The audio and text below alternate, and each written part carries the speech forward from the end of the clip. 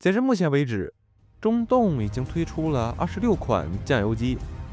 其中除了马克10、马克27、马克19、马克18和马克28这5款以外，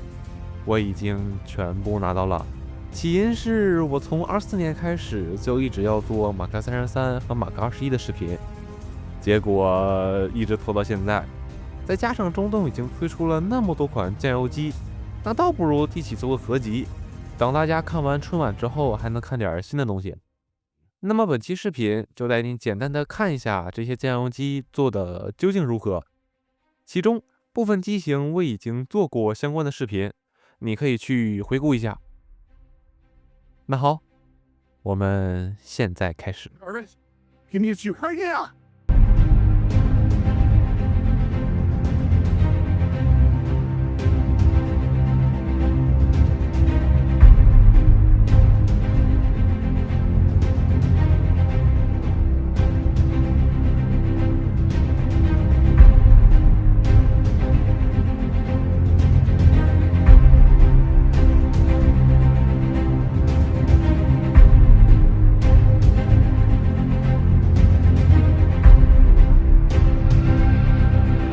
不知道从什么时候开始，中动把包装改成了这种正面一个大峰会，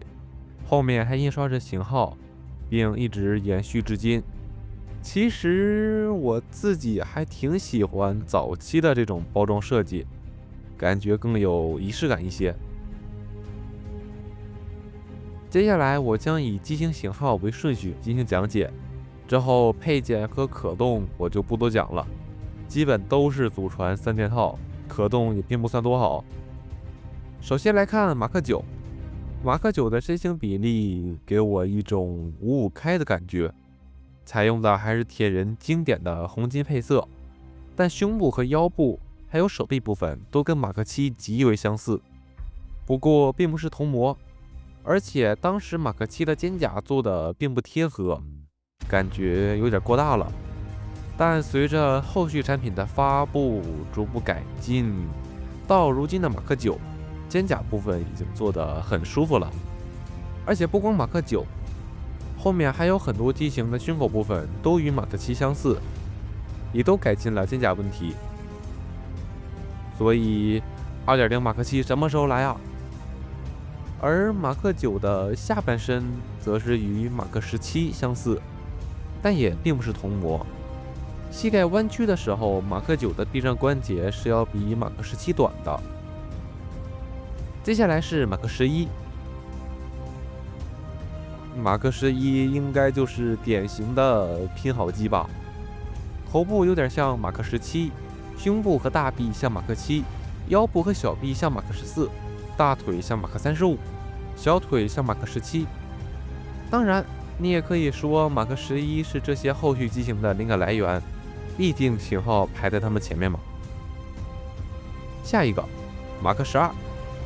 马克12的头部应该是跟后面的马克22一样，不过马克12的要更锐一些，胸口、肩胛、大腿像马克7，手臂和小腿跟后面的马克40一样。不同于上一代的马克11，这次的马克12改成了黑金配色。你觉得这个造型好看吗？虽然很有特色，但是我个人感觉有点突兀，像膝盖和小腿这里的金色还好，就为什么肚子上有一块金色？感觉像马克12穿了露脐装一样。如果能把金色调整位置，或者直接换成灰色，会不会更帅一些？马克14是我官图感觉上手好感度爆棚的一款了，主要就是因为漆面是这种很浅的墨绿色，再加上灰色作为点缀，就反正是挺戳我的，感觉好好看。造型其实上乍一眼有点像奥创杂兵，头部有点像后面的马克25，不过眼睛要比马克25更大。胸部和大臂像马克7，腰部和小臂跟前面的马克11一样，胯部和大腿跟后面的马克40一样，小腿则跟马克25一样。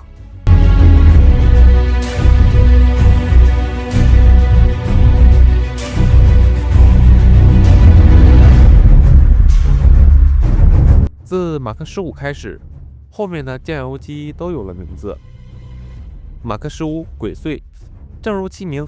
设定上是专门为隐匿任务而设计的战甲，可以像现实的隐形战机一样进行隐身。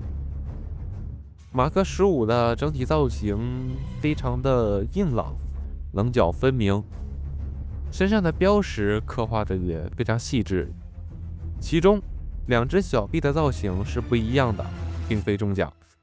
有意思的是，马克15的脚是要比其他机型窄的，刚上手的时候还不太适应。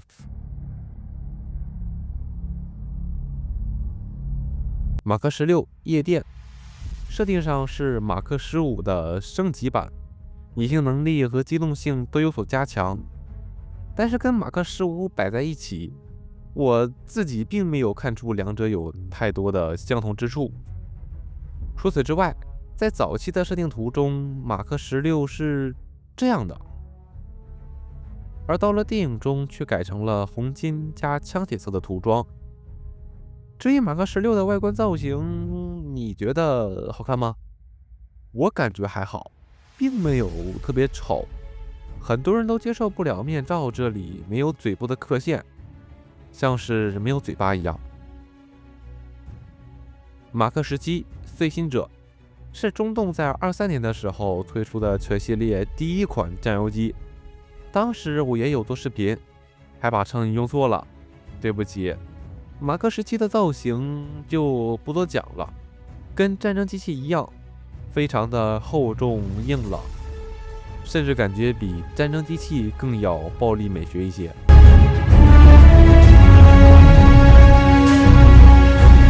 马克21麦达斯，设定上是托尼专门为高空作战而设计，造型其实就是马克7的换色，不过中动当时也有进行改模，肩甲进行了修改。除此之外，手臂这里是有附属一对导弹的替换键，当时我甚至有把他手臂送去重涂之后给马克7使用的冲动。而且自马克21后，其他手臂相同造型的酱油机就再也没有附属过，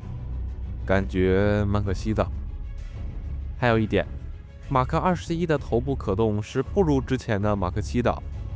貌似是里面少了一个关节。马克22英文名应该叫热干还是热棒，翻译软件告诉我叫改装成的高速汽车。马克22设定上是战机马克2的原型机，模具上3只大体都是一致的，只不过后面钢铁爱国者和战机马克2的武装卡槽到马克22这里就直接堵上了，而胸口的星星战机马克2是没有的。而且我感觉战机马克2要比另外2款的开模更锐一点，钢铁爱国者和马克22我感觉做的真的很肉。配件上，战机马克2和马克22都配有小臂武装，钢铁爱国者是没有的，不过2只的小臂武装是只有左手的，右手是没有配备的，感觉好抠。除此之外，马克22和战机马克2都是2对替换手型，钢铁爱国者是多了一对敬礼的手型，还有战机马克2和钢铁爱国者的武装跟战机马克1一样，都是软胶的，没有任何的可动关节。我知道钢铁爱国者和战机马克2并不属于酱油机，但我想着模具都大差不差，所以干脆就一起讲了。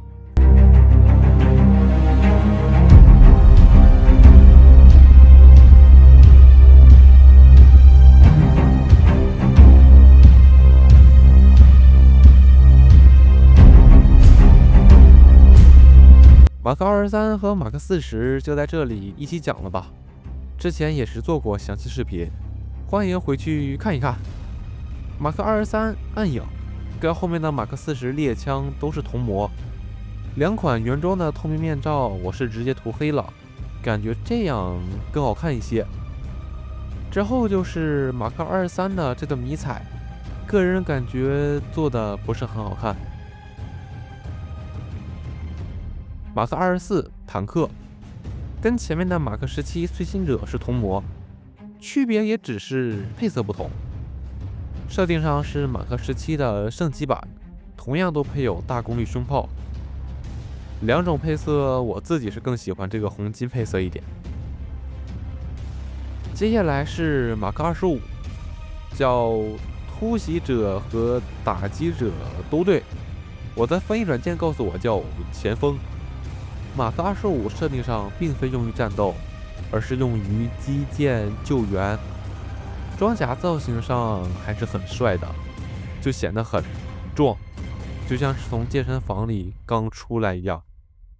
不过可惜的是，我感觉中洞做的有点素了，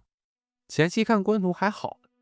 如果加一下做旧或者烟熏，感觉会好不少。我这里还有一块蹭机。之后就是马克26伽马，设定上是防辐射装甲，模具什么的都跟马克25是相同的，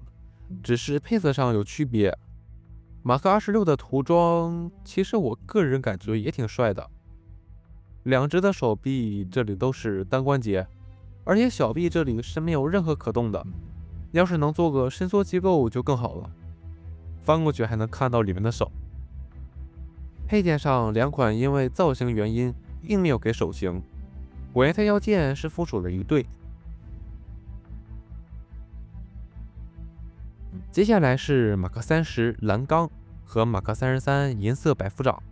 设定上都是通用型装甲，马克30是马克33的原型机，两者除了配色以外，其他也是完全一致。造型上，马克33感觉是所有酱油机中最像主角机的了，设计的也是非常帅气、干净利落。电影中出场时间好像也是所有酱油机中最多的。而马克30虽然是同模，但明显没有马克33的人气高，可能是因为蓝色的钢铁侠还是太少见了吧。配件上，两款除了祖传3件套以外，还附属了一对刺刀。有意思的是，马克33刚公开时是没有附属这个配件的，是后来中洞临出货时给加上了，到后面马克30发售时也理所当然的附属了。马克35红鲷鱼，这款我也有做视频，设定上是为高风险救援而设计的装甲，当时视频里说错了，对不起。造型方面设计的也是很有特点，棱角分明，直来直去的感觉，非常硬朗的工业感。身上外露的液压杆也是非常的酷。比较可惜的是，无论是身上的液压杆还是手部的爪子，都是没有任何可动的。而且当时出货的时候，很多人都感觉腰做细了点。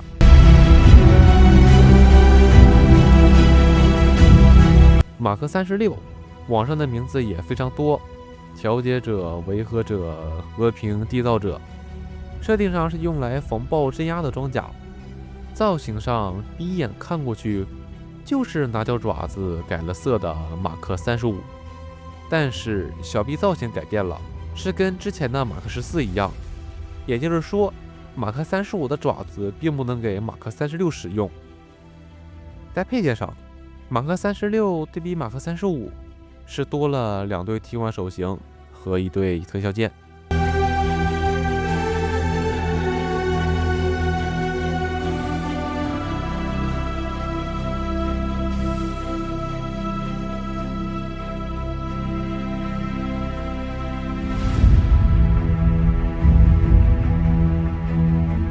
马克37锤头鲨，设定上是专门为水下作业而制作的战甲，造型上感觉胖胖的，非常的饱满壮硕，很圆润，有点像早期的潜水服。配色也并不复杂，很朴素，身上的一些细节刻画的也非常细致。手部这里的设计是只露出了手指，并没有手掌。我第一眼以为是带发射的鱼雷，后来仔细看，他妈的是手指。除此之外，马克37的手臂并不是只有一处肱二头肌可以进行平转，还有脚部这里，中洞做了让位，但是脚尖是没有可动的，就感觉很奇怪。配件上是附属了一对火焰特效键。马克38伊格尔设定上是专门用来搬运重物，在影片中突然那一瞬间，属实给我帅到了。造型方面主要以蓝色为主，还有一些白色线条和标识进行点缀，刻画的也非常精细，整体工业感十足。体型上，马克38应该是酱油机当中最大的一只了。因为体型改变了，可动性就带大家简单过一下。抬头、低头、左右转头几乎没有，左右歪头，手臂平举，手臂弯曲，肱二头肌可以进行平转，腰部前后弯腰，左右转腰几乎没有，侧弯腰，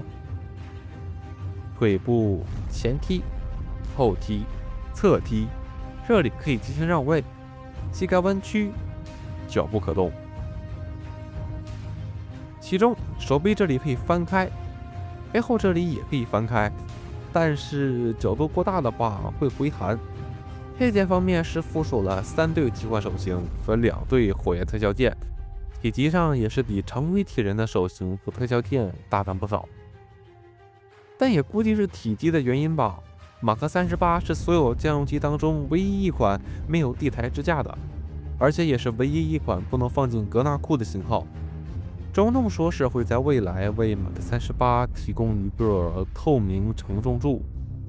之后随着后续推出的某个产品进行附属。马克39和马克41我都有做过视频，马克39是单独制作的，